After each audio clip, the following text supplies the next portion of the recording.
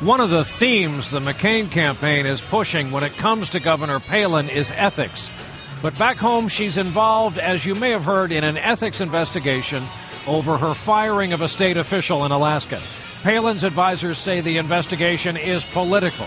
This all stems from a messy divorce and a custody battle between Palin's sister and brother-in-law, a state trooper.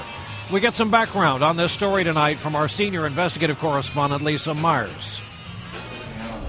The key question, did Governor Palin abuse the power of her office to settle a personal score?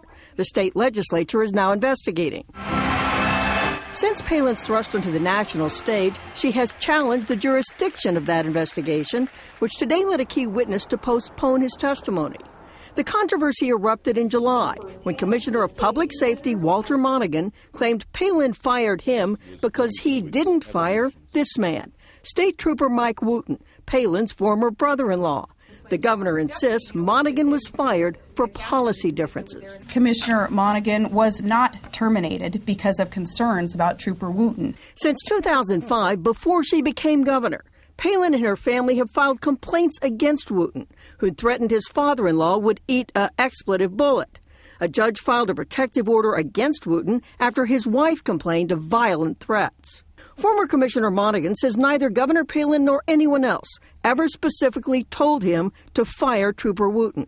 But in a phone interview, he says there was pressure. There were numerous contacts by the governor, her husband, by her staff that basically said that Trooper Wooten was not an acceptable example of an Alaska State Trooper.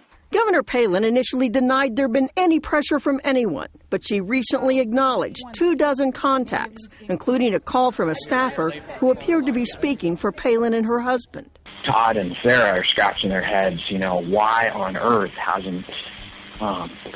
why is this guy still representing the department? Palin said she did not authorize the call. The serial nature of the contacts understandably could be perceived as some kind of pressure, presumably at my direction. Palin insists that she has done nothing improper and says the contacts were largely because the trooper continued to harass and threaten her family as recently as this summer.